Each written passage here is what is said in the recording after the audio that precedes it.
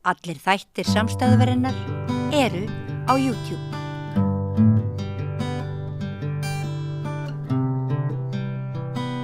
Þá ætlum við að ræða pólitík.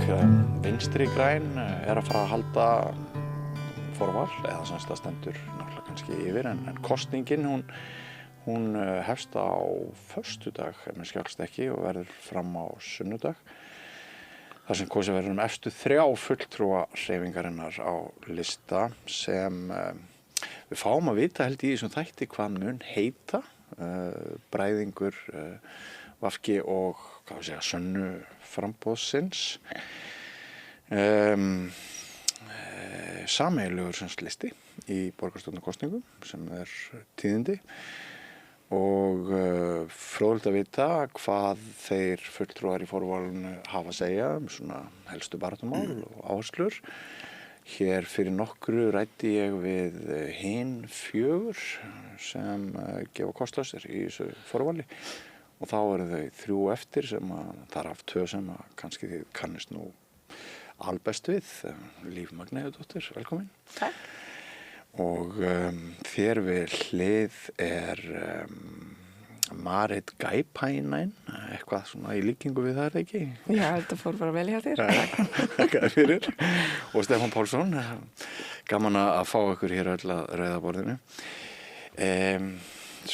Stefán, ég sagði hérna að það myndi sennilega skýrast í þessum þætti ef það væri komið nafn á þetta nýja sameinaða framboð. Eru þið til í að segja mér nafnið, eitthvað ykkar? Ég veit ekki hvert Steppi, Já, því að fjölmiðla vilja alltaf skúpa og ég held að það beði eftir formlegri samþykkt á einhverju fundi á morgun en ég held að við séum ekki að ljóstra upp neinu alvarlegu leyndarmáli að þetta mun heita vinstrið.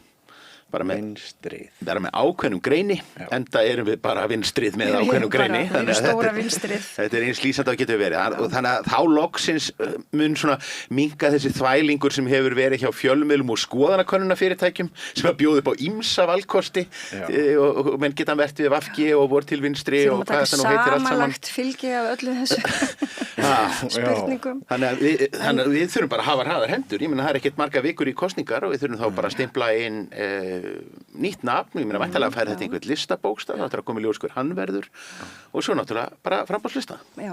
Spennandi. Fyrst ég heyrði þetta með list svakalega vel á þetta, vinstrið, en svo fannst mér þetta líkjast öðru orðið sem náttúrulega vintris. Og ég hugsaði, ég vona að enginn gerir þessi hugrenningatengsl nema ég. Núna gera það. Þú ertu bara að planta þessu, þú ertu bara að eyðileggja nafnið líf, en takk fyrir það. En hérna... Nei, við eigum vinstrið og Sigmundur á vintris. Ég held að það sé bara ágætis.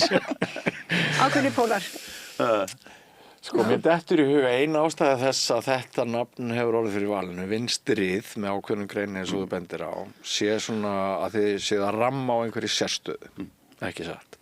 Jú, ákveðin hugmyndafræði sem sameinar þá fólk, félagshyggju fólk sem að vill kjósa til vinstri og hefur kannski engan valkost í borginni nema okkur. Já, og kannski finnst ykkur vinstri áherslunar í flokkum sem að hafa verið á miðju og til vinstri minni núna heldur en ofta eða eitthvað. Já, ég held að það sé einhverjum blöðum að fletta. Við erum að sjá talsverða hægri tilfærslu og eiginlega út allt bæði á sveitarstjórnarstiginu og á þinginu. Ég meina mín gamla skólasystir Lilja Dögg Alfreðsdóttir alveg ágætis manneskja, hún er miklu minni félagshyggjukona heldur en til með Sigurður Ingi. Þannig að þar sjáum við Framsóknarflokkinn taka hægri beygju, menn gantast með það á netinu og það er kannski grátt gaman að það eru gamli sjálfstæðismenn í oddvita sætum hjá flestum eða öllum flokkum. Já, en þau voru nú að reyna að færa sig aðeins inn á miðjuna á fundinum sínum, á landsfundinum sínum. En þetta er líka trend sem að gerast bara í allri Evrópu, Norðurlöndunum. Finnlandi líka. Finnlandi, hægrisveifla, mikil hægrisveifla og ég meina það er ekkert til hægrimenn nema þessi til gallharðir vinstrimenn. Svo hægrimenninu geta nú fengið að spegla sig í ykkur sem þeir kannast ekkert við og vilja ekki bekjana og vil ekki kjósa. Þannig að það eru dúndrandi sóknarfæri. Já, ég myndi segja það. Held það. Já. Og ég held líka sem að það ekki bara það að það kom í okkar í hlut þessa framboðs að halda sko vinstri sjónarmiðum á lofti, heldur held ég að sko umhverfisverndin, hún á ansi mikið heima hjá okkur. Við erum komið með við erum komið með umhverfisráðherra í landinu sem talar eins og hann sé bara sko formaður samtaka iðnaðarins sko eitthvað slíkt og mjög litlar grænar áherslur í gangi, þannig að ég meina það hefur komið í okkar hlut í borgarstjórn að halda þeim málum á lofti og það verður áfram þannig. Já. Forvitnilegur upptaktur að þessu spjalli, gaman að geta sagt frá þessu nýja nafni og bara til hamingju með það. Þá nú kannski bara næst að spyrja ykkur aðeins út í ykkar áherslur og Marit, þú ert nú eins og ég nefndi aðan kannski aðeins minna þekkt heldur en Líf og Stefán eða eitthvað, en þú ert samt með töluvera sögu, er það ekki? Á reynslu á VG og Já, ég meina ég flytti hinga alveg fyrir 20 árum síðan, svo ég hef náttúrulega búið í Reykjavík eins og 20 reykvíkingur, alveg mannslíf orðin. Og ég held upp á það fyrir 2 árum síðan, þegar ég var 18 ára Íslendingur. Þið veitir. Bestu ammælin. En ég hef verið í VG alveg einhver tíma. Ég átti finnskubúðina hér og þegar ég lokaði það, eða við lokuðum það, þá fannst mér komið tími í alvörunni í lífinu, ekki eitthvað tími, nú er minn tími, en tími í lífinu, meira plás fyrir eitthvað annað svona samfélagslegt og ákvæði svo að fara í vinstri grænum með þar og hef eiginlega setið í einhvers konar stjórnum, hvort þessi í svæðisfélaginu Reykjavík eða þá aðalstjórn félagsins síðan þá og tekið mjög mikið þátt í starfi félagsins og ég held að allavega félagarnir okkar þekkja mig og svo auðvitað allar þessar fyrirverandi kunnar frá finnskubúðinu og annað. Svo þó er ég ekki alveg jafn fræg og þessu. Nei, þú ert ekki alveg fræg, en verður það kannski eftir hennar þá.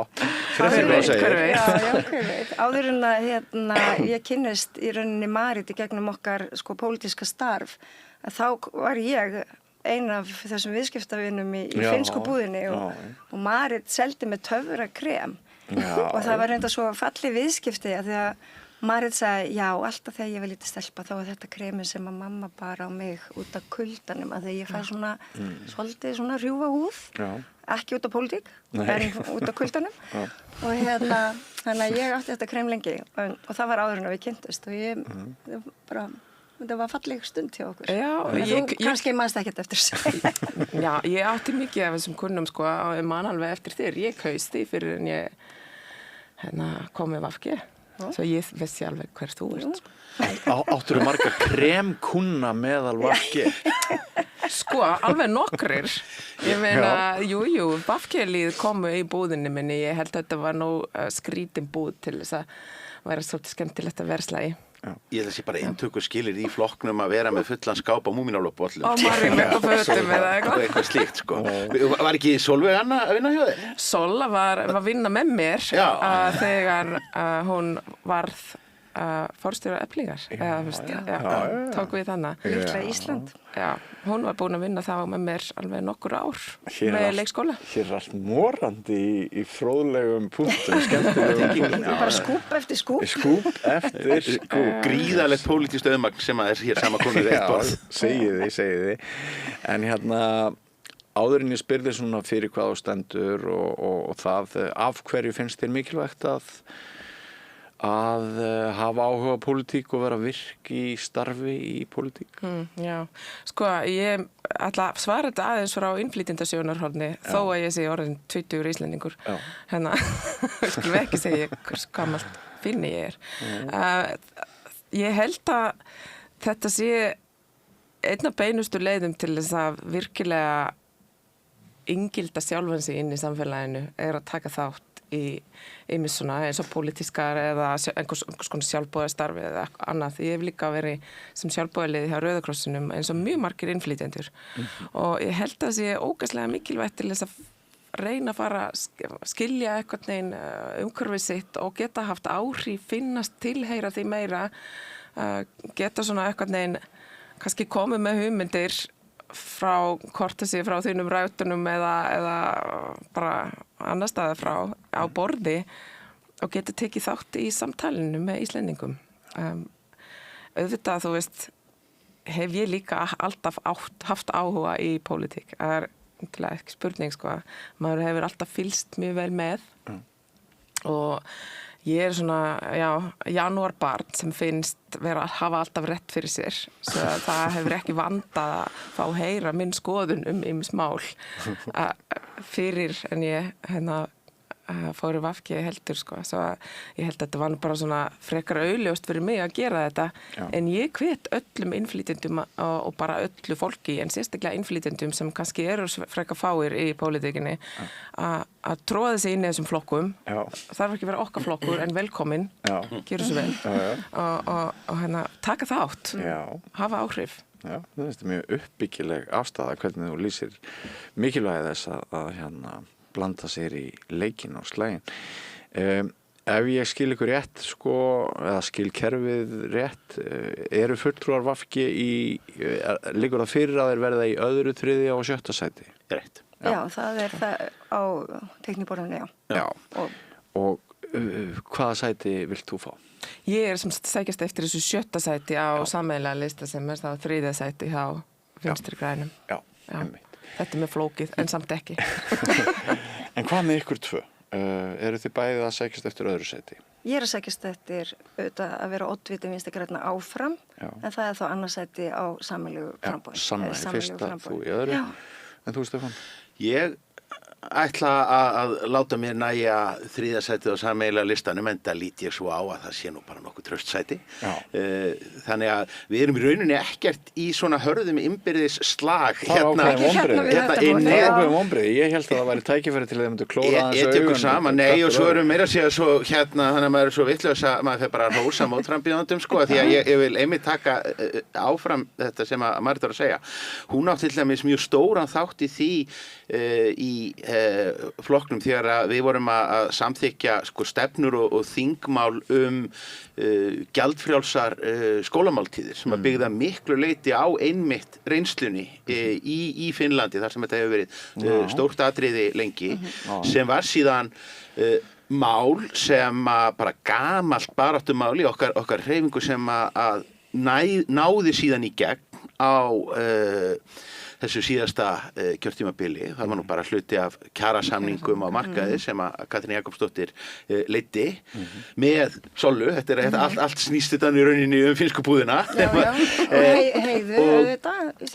Og þannig að það er bara svona ein af stóru mikilvægu breytingunum sem að við erum búin að sjá, og þetta skiptir máli fyrir efnaminni fjölskyldur, möguleikin á að vera með góðan matarmál er búin að vera ratataldið í fréttirnar hérna upp á síðkastið, sett bæði í lýðheilsu samhengi og síðan bara alvarlegri hliðarnar sem er bara hreinlega hættulegur matur og sem að við erum að bjóða upp á.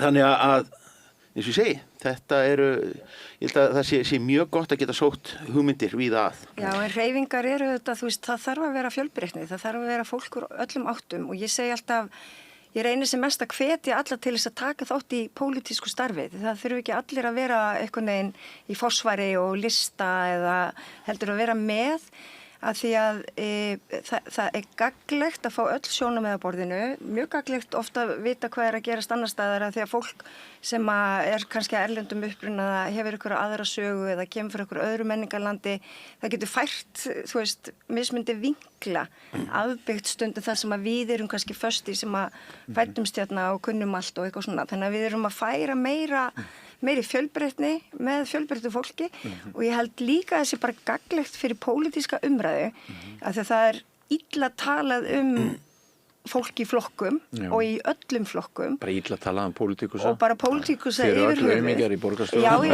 heldur betur. Við erum ekki Sami að gera refsivundur okkur raskat öllum. og hérna sitjum bara og fáum laun okkar og förum í löng Sem frí. eru allt og há. Já, það má alveg bara hérna taka umræðan það og gera eitthvað. Það er gert í samþyktu borgarstjórnar á þess að ég sé að fara út í smáatriðin. Ég er bara að segja hérna að leið og fólk átta sig á þeim verkefnum sem stjórnmálamenn hafa í fanginu alla daga að þá kannski breytist þeim pólitíska umræða. Já. Og að fólk fær aðra mynd af því að vera í stjórnmálastarfi vegna þess að ástæðan fyrir því að við erum hérna, bjóðum okkur fram það vegna þess að við viljum gera eitthvað gott fyrir samfélagið að því við höfum trú á hugmyndum okkar og félaga okkar í hreyfingunni. Og Já. það er svona stóra myndin. Já, og svo að vera partur af hreyfingu þar sem maður finnst virkilega að geta tekið að gert hluti í grasrótinu. Þú þarft ekki vera alþengismadur eða í borgarstjórninni til þess að geta haft áhrif á hlutunum allavega innan okkar hreyfingar. Og ég vil trúa að það sé svipað í mörgum öðrum allavega rótgrónum hreyfingum, pólitískum hreyfingum hér líka, að fólk geta virkilega haft áhrif sem náttúrulega efli líka þína tilfinningu að þú tilheyrir einhverju. Svo var Eiríkur Bergmann stjórnmálafræðingur hér í síðustu viku að ræða með mig þann missi sem hefði orðið með áður öflugu starfi ungliðahreyfinga inn í þessum sildu flokkum að með því að það myndi veikjast þá væri svona meiri hætta á að lukkurítarar að hvað við köllum þá sko kæmi svona fólk sem myndi ræna þessum stofnunum og það hefur líka verið rætt að þetta séu svona að þessar stóru breiðfylkingar, þessar kirkjur stjórnmálaflokkarnir séu of orðnir bara svona fámennur hópur. Þannig að það skiptir náttúrulega mjög miklu máli upp á bara kerfin og strúktúrin og stofnunum samfélags að það sé fjölskrútt starf sem nái allt frá ungum og helst bara upp í gamla, ekki satt? Já. Ég bara get alveg tekið undir þetta en við lifum líka á breyttum tímum. Þannig að við þurfum kannski að hreyfa okkur öðruvísi heldur en við gerðum hérna 1930 þegar þetta var svolítið félagsskapur eða 1950 þegar við vorum að fara í ferðir á Þingvelli í mörgum rútum og þetta var, skilurðu, vorferð Alþýðubandalagsins eða hvað það var. Við bara lifum á öðrum tímum. Þannig að hvernig náum við til ungs fólks? Nú er ungt fólk dálítið, það er ekki eins tryggt sínum stjórnmálaflokki. Það er hreyfið sem mun meira á milli. Já, og þá líka við okkur sem eldri eru. Já, algjörlega. Við erum bara sveigjanlegri. Breytt umhverfi. Flokkshollusta er ekkert endilega í tísku. Nei, og til dæmis eitt sem að maður tekur eftir sem er svona kúltúrmunur að hér fyrra, að því að nú hafa mér alltaf skipt flokka. Við hefum alltaf séð svona flokkaflakk og af ýmsum ástæðum. En þá var það nú alltaf þannig í gamla daga að menn sem voru allir komnir í framboð fyrir nýja flokk að þeir lögðu alltaf mikla áherslu á það að í rauninni hefðu þeir ekki yfirgefið gamla flokkinn sinn heldur hefði nú gamli flokkurinn þerra einhvern veginn sveikt af leið og þar fram eftir göttunum svo þurftu menn að útskýra það að í rauninni hafið nú alltaf í hjarta sínu haft samúð með þessu amma þeirra hafi verið framsóknarmaður eða eitthvað slíkt Þetta kæra menn sé ekkert mikið í dag. Í dag þykir það bara furðu eðlilegt í fjölda flokka að menn segi bara, já það voru margir flokkar sem höfðu samband við mig og þessi buðu nú bara best og ég skoðaði þessi viðið. Og eins og ég segi, menn bara svona nálgast þetta bara eins og snjall knattspyrnumaður sem að fær tilboð úr öllum áttum. Ég hættu með fótboltalíkingar núna en ég segi, þetta er svona fyrir okkur hefðarsinnana, þá er þetta eiginlega alveg glatað en svo getur verið að bara mönnum finnst þetta bara allt í lagi og þetta sé nútíminn. Þetta var líka einhver þáttur bara í menningu okkar og alltaf í fjölmiðla menningunni munið ekki allar fréttirnar og ég er sekur að alltaf þegar ég var að vinna sem sjónvarpsfréttamaður að þegar maður heyrði einhvern segja eitthvað og hann hafði kannski sagt eitthvað annað, verið á annarri skoðun fyrir 10 árum, þá var það dregið upp og það var bara önnur frétt í sjónvarpsfréttatímanum og þetta var svona eitthvað í okkar kúltúr áður fyrir að þú ert hér, þú ert búin að vera hér, þú átt að vera þarna og þú átt alltaf að vera með sömu skoðun. Já, við viljum geta gengið að fólki í vísu. En hérna þá að málefnunum og við skulum bara byrja á þér Líf. Ég nefndi svona áðan í byrjari að þið eruð öll hérna svona svolítið stimpluð meira og minna. Þið hafið verið fengið á okkur síendurtekið neikvæðar viðhorfskannanir og það eiginlega gildir einu hvort við erum að tala um meirihluta eða minnihluta. Það er bara tilfinning margra. Ég vitna oft í heitapottin, ég er mikið í Vesturbæjarlaug og ég bara umræðan þær í heitapottunum Hvenær mæturu? Nei, ég var að hugsa ég yfirleitt síðdegis á kvöldin. Já, ok. Og mér finnst þetta bara að vera svona svolítið gegnumgangandi að það eru þessi þættir sem við talaðum, það er skrifræði, fjarlæði frá hinum almenna manni, það eru samgöngurnar, mengun, það eru leikskólarnir að sjálfsögðu, það var nú útspil hjá okkur í gær og það er engin ánæður. Af hverju, ef það er þannig og ef það er ykkur að kenna sem ég er ekkert viss að sé rétt og hef enga skoðun á en hvernig getur þú einhvern veginn með þínu frambúði núna endurnýjað eða breytt svona trúnaðarsáttmála þínum við borgarbúa? Sko, það eina sem að maður hefur í pólitík, það er traust. Það er að þeir sem að þú ert að vinna með, þeir treysti þér. Það er að íbúar í Reykjavík treysti þér til þess að gera það sem hún segir og að þú gerir eins vel og þú getur. Ég ætla samt, mér langar aðeins að fjalla þetta kjörtímabil vegna þess að ég get tekið undir margt af því sem að þú segir að ég finn líka fyrir miklu óþoli og núna þegar við erum í forvalsbaráttu þá hef ég verið að hringi í félaga og félaga búa bara í ólíkum hverfum og óþólið er misjamt, þú veist, það er alls konar hversdagslegir hlutir sem að fara í taugarnar á fólki en þetta er margt vel gert en það er ekkert endilega að vera að hrósa fyrir það og það er allt í lagi. Þannig að sko á næsta kjörtímabili þurfum við að nálgast hlutina öðruvísi. Vegna þess að trausti borgarstjórnar er ekki aðeins falið í því hverjir eru í meirihlutanum, heldur líka hvernig minnihlutin hegðar sér. Og þannig að ég fari í smá söguskýringu við þetta 2022 þá að því að við vorum í meirihluta 2018 til 2022 að þá fellur meirihlutin og við Vinstri græn við ákváðum að þá vera á hliðalínni og leyfa öðrum að spreyta sig. Það var greinilega fólk vildi ekki þennan meirihluta. En nefndum það líka að við vorum alltaf tilbúin ef allt myndi leiðast í sundur og þá myndum við stökkva inn og slökkva elda. Og það gerðist síðan. Og þegar við erum með óstöðugt kjörtímabil, það er mín reynsla að þá er fólk óánægðar. Það segir, þú veist, það er allir að standa sig illa. Og ég held að mig til sannsvega að færa, vegna þess að ég held að stöðuleiki skipti gríðilega miklu máli. Ég held að skýr málefnastefna skipti máli og ég held að þetta samtal við borgarbúa milliliðalaust að þeir geti nálgast þig og sendt þér skeyti eða hringt í þig skipti máli en líka þannig að við erum með skýra ferla aðkomu fólks að stórum ákvörðunum. Og mér finnst við ekki, nú tökum við við fyrir ári síðan á laugardaginn, þá verður komið 1 ár sem við tókum við, þá hefur við eins á sammæli og þetta er auðvitað stuttur tími.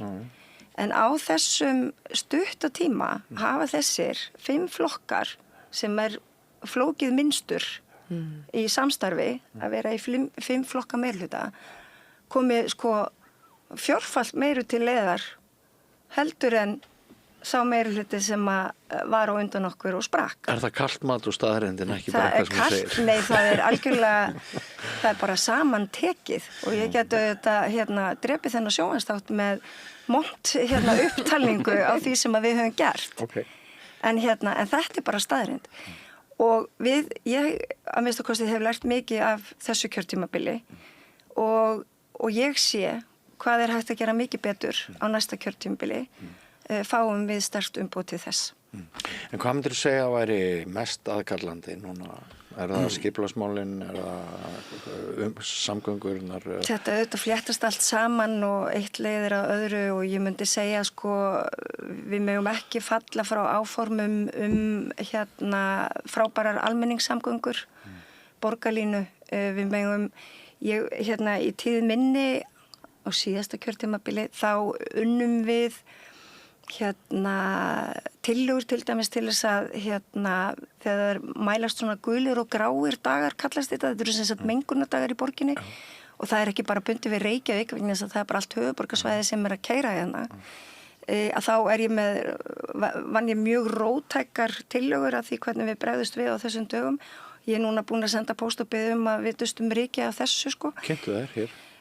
Það er til dæmis bara að þetta hefur verið gert víða í Evrópu. Það er til dæmis að banna bílum sem eru á negldum dekkjum að keyra á þessum dögum. Við bundum vonir við nýju umferðarlögin að við fengum sterkari heimildir í þeim en Sigur Ingi á þeim tíma hann var þá hérna innvegar á þeirra að þá sem sagt hérna lengdan tímabili þar sem að má keyra á nöglum.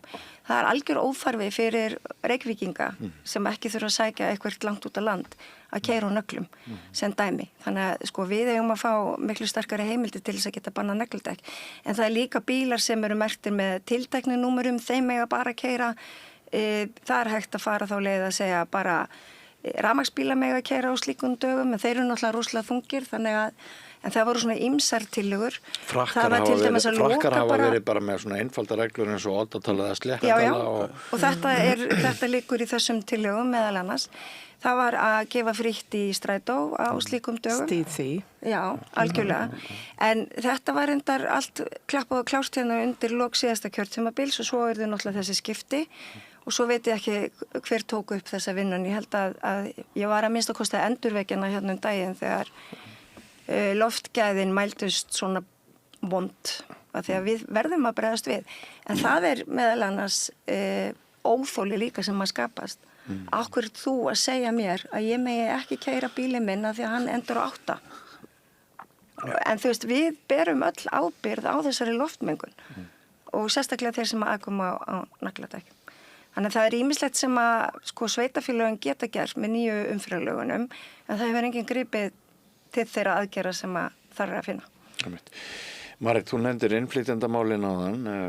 Hvað er það svona annað sem að þú tikkar fyrir?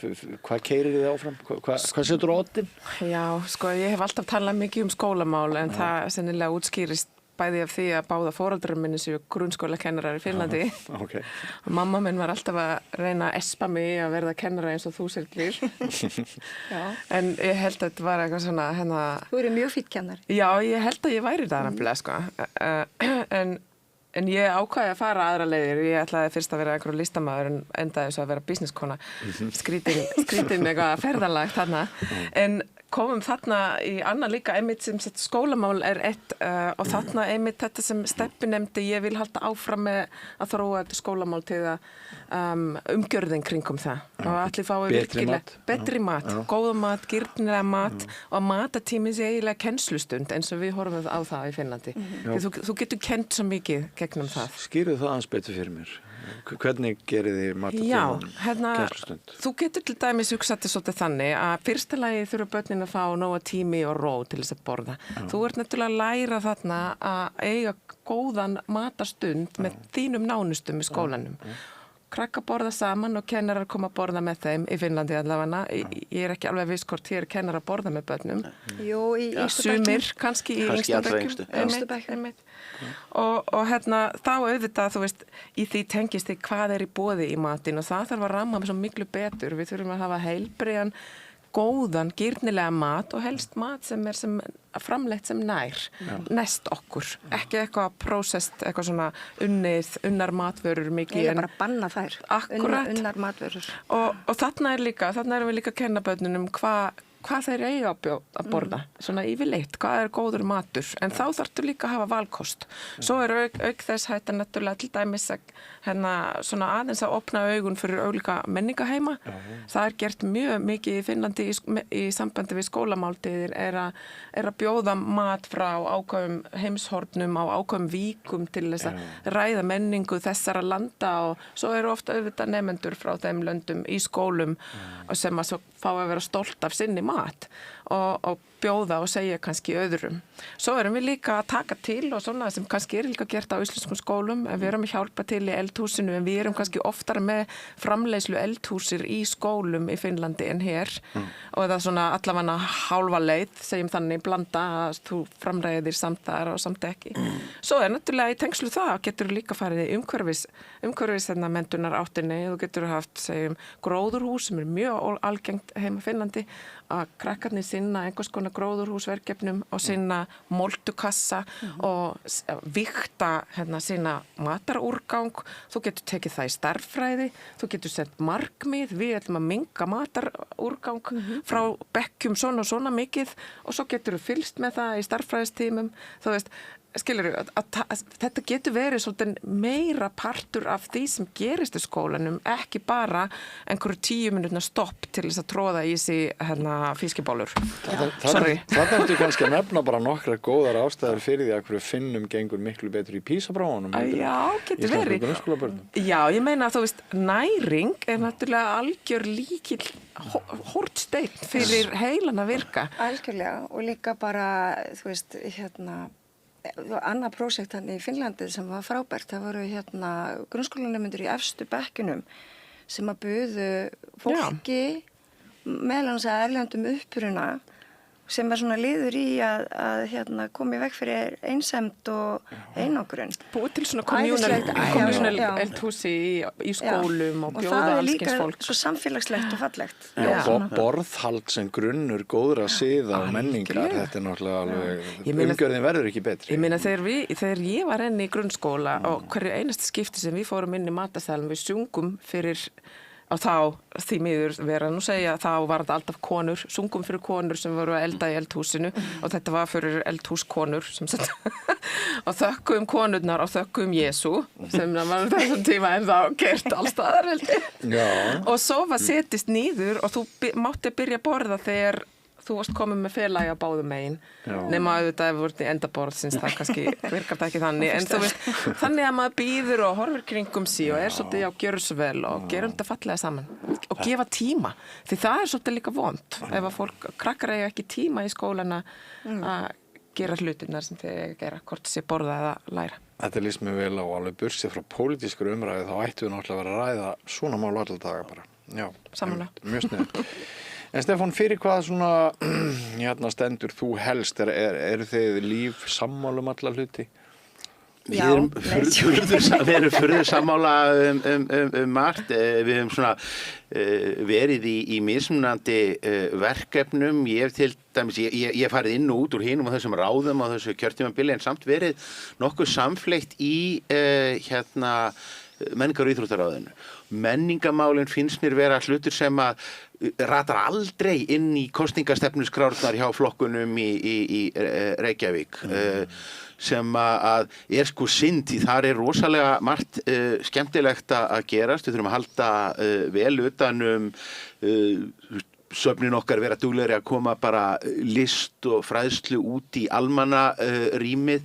Einhverjar svona merkilegustu stofnarinnar sem að við erum með eru bókasöfnin okkar sem eru búin að breytast frá því að vera bara svona frústreruð skáld í því hlutverki að raða bókum og hasta á mannskapinn yfir í að vera í rauninni bara sá staður þar sem að er eiginlega bókasöfn eru eini staðurinn þar sem þú getur komið þar sem er ekki ætlaðslega svo eyðir pening og þar er á morgnana er allt fullt af ungbarnaforeldrum, þarna fara mikið af innflytjendasamfélögin eru þarna mjög mikið og þetta er starf sem er dálítið sprottið bara af hjá starfsfólkinu sjálfu. Það er ekki vegna þess að borgin hafi endilega einhvern veginn stíið inn og sagt þið eigið að gera þetta og hérna eru við að láta ykkur fá bjargir til þess að gera þetta. Heldur er þetta frábæra starfsfólk í bókasöfnunum er að horfa til þess hvernig eru bókasöfnin notuð í nágrannalöndunum, hvernig er þetta í Skandinavíu, þar sem að þú fær ekki bara bóka á bókasafninu, heldur getur líka fengið lána saumavél eða komist í hljóðver til þess að taka upp hlaðvarp eða bílskúrsband hljóðritað lag. menningamálin hlutur sem að bara má ekki gleyma, það svo auðvelt að naggast bara yfir biðlistum á einhverjum leikskólum eða hvort að við séum föst í Ártúnsbrekkunni eða eilífðamálin eins og húsnæðismálin sem að verður ekkert komist hjá því að tala um. Þar segi ég, þetta hlutur sem breytast auðvitað hægt, en það var í rauninni bara í tengslum við stóru kjarasamningana sem að við vorum að sjá í tíð fyrri ríkisstjórnar undir stjórn Katrínar. Upp úr þeim fórum við í fyrsta skipti að sjá byggingafélög á vegum verkalýðshreyfingarinnar sem náðu einhverju máli. Það er búið að tala um þetta frá því að ég byrjaði í pólitík að við þyrftum að fara að fá aftur einhver svona byggingafélög verkalýðshreyfingarinnar. Þau eru komið fram og eru farin að fara í gang á alvöru. Og ég bind miklar vonir við þessa yfirlýsingu sem var undirrituð og svo vinna sem farin í gang varðandi það að það veri farið bara í stórfellda uppbygging á þeim nótum í nýja hverfinu í Úlfarsadalnum, Höllum, og mér finnst í rauninni á þessu stutta kjörtímabili hvað sjónarminn hafa breyst. Í byrjun síðasta kjörtímabils og í kosningabaráttunni fyrir 4 árum, þá voru það bara við og Sanna og hennar fólk sem að töluðu um það að Reykjavíkur borg ætti að stíga inn á byggingamarkaði með virkum hætti. Ekki bara reyna að vera einhvern veginn ósýnilega hönd að sveigja hluti í gegnum skipulag og skipulagsskilmála. Þetta þótti bara fáránleg öfgastefna og dellumakari fyrir 3-4 árum. Í dag held ég að það séu bara miklu fleiri sem átti sig á því að þetta bara getur verið fullkomlega skynsamlegt. Ég meina, Reykjavíkurborg byggir skóla, Reykjavíkurborg byggir íþróttamannvirki, Reykjavíkurborg byggir alls konar innviði.